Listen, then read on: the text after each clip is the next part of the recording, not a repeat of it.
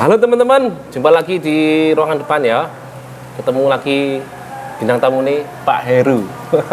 Selamat pagi teman-teman. Pagi menjelang sore apa siang, Pak? Pagi menjelang siang kayaknya. Siang. Sudah. Oke, Pak. Hari ini bahasnya iki ya, olahraga. Yang pas buat pandemi ini apa ya, Pak? Oh gitu, ya. Itu memang masa sekarang ini kan masa pandemi. Jadi masyarakat dihimbau oleh pemerintah memang kita harus kurangi aktivitas.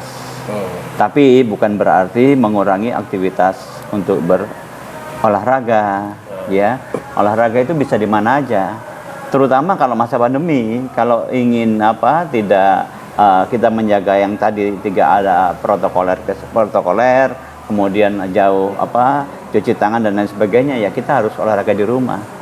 Gitu. Bagaimana caranya? Kalau nggak punya alat, ya misalkan kalau di rumah dalam indoor itu biasanya memang pakai alat. Nah, kita nggak pakai alat bisa dengan cara stretching, dengan cara push up. Nah, sit up. betul. Nah, sit up, push up itu sudah cukup. Nah, bagaimana dengan untuk nafasnya? Itu bisa mewakili sebenarnya. Ya, dengan cara apa? Harus kita punya program. Minggu pertama misalkan kita push up atau sit up untuk menguatkan otot perut, kemudian squat jump untuk menguatkan otot tungkai dan lain-lain ya. Itu minggu pertama kita punya program. Minggu pertama pertemuan kita lakukan 10 kali. 10 kali selama 3 kali ya. Seminggu 3 kali aja sudah cukup. Sudah bisa menjaga kondisi. Nah, nanti minggu kedua dinaikkan 12 atau 13 kali. Nah, seperti itu sehingga apa? Sehingga ada peningkatan. Dan kondisi kita selalu fresh dan fit seperti itu. Ini kalau masa pandemi. Iya. Kalau misalnya di rumah ada lapangan besar, tapi nggak punya teman, gimana Pak Heru? Bisa saja, justru lebih bagus. Sepak bola tapi gak ada konco nih. Ya bisa saja kita dribbling bola. Ya, kalau mungkin ada lapangan cukup luas, kita dribble bola. Paling tidak 2 orang lah sebagai lawan kita. Kalau sendiri kita tendang sendiri, kita ambil sendiri. Ya enggak apa-apa, boleh olahraga. Tapi kan kejenuhan pasti muncul. Iya, jenuh. Nah, jenuh kan? Nah, musuh terberat manusia jenuh. Adalah kejenuhan. Nah, kalau ada teman kan enak passing sambil berlari. Nah, itu sudah bisa dikatakan olahraga. Nah, seperti itu. Kalau renang? Kalau renang ya nggak ada masalah sih selama menular nggak maksudnya? Bisa menular nggak virus itu lewat air?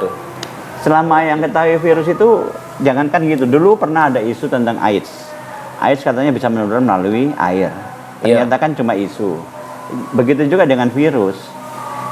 Virus itu dalam kondisi tertentu, suhu tertentu, itu dia bisa tidak akan hidup. Contoh, kolam renang dengan suhu tertentu, katakan siang hari.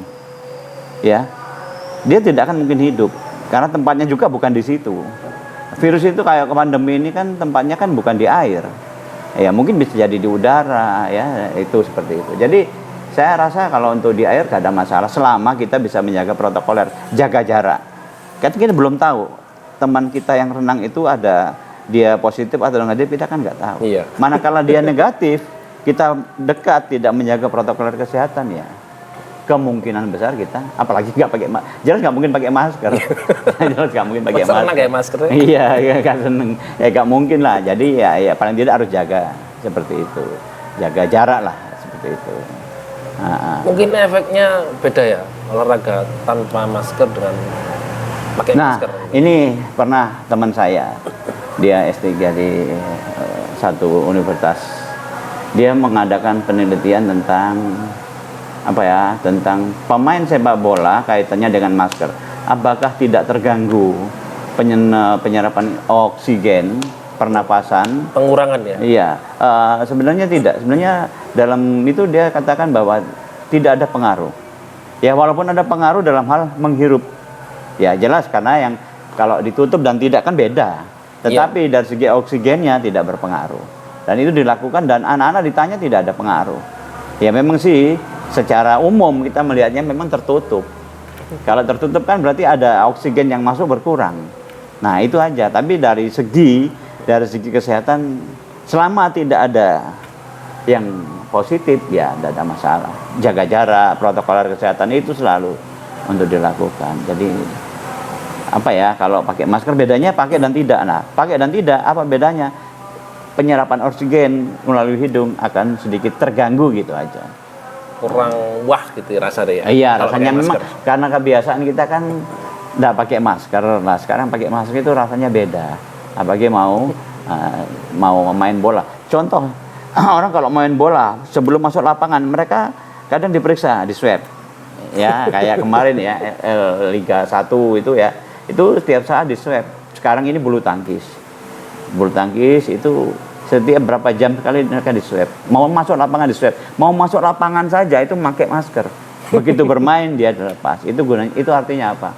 Artinya mereka itu betul-betul menjaga protokol kesehatan. Iya, prokesnya. Nah ini terus entah gosip atau fakta ya. Ketika selesai olahraga panas, itu ada yang melarang minum es. Bener apa enggak? Itu menurut medis berarti. Kalau menurut medis memang saya nggak tahu ya, karena saya bukan ahli medis atau dokter ya. Tapi yang jelas dari situasi panas, memang seger ya. Seger. Situasi panas, kemudian diberi es. Jangankan pengaruh, pasti ada pengaruhnya. Jijik kita makan panas terus kita kasih yang dingin, itu sudah jelas pengaruh. Nah, jadi jawaban saya pasti ada pengaruhnya. Apalagi saluran pembuluh darah, pencernaan, saluran pembuluh darah itu pasti ada pengaruhnya. Kenapa? Karena gini, pembuluh darah yang semula kita minum panas, terus mau kita kasih dingin, apa yang terjadi coba? Terjadi pengkerutan. Iya. Contoh, orang luka, ya, orang luka keluar darah sedikit, kita beri es, dia akan pori-porinya itu yang keluar darah dia akan menutup, otomatis. Jadi pengaruhnya pasti ada. Tapi sejauh mana saya nggak tahu penelitian seperti, yang jelas pengaruhnya ada. Enak memang. Misal habis minum habis olahraga panas ya, minum es, terus balik lagi.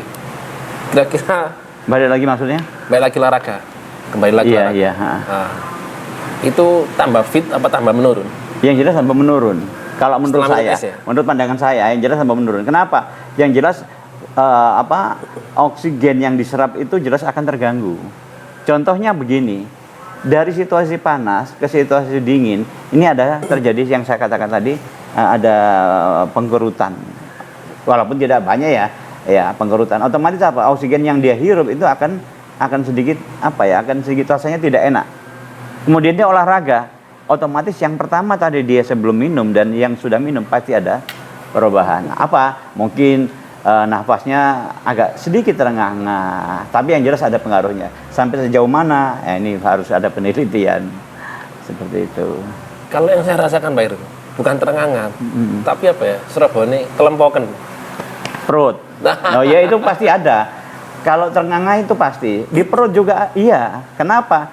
Karena dari situasi kita tidak ada asupan air, kita beri asupan air, kita lari, ya jelas pengaruhnya di perut pasti ada sih, seperti itu. Apa ya jawaban bahasa Indonesia kelempokan itu apa?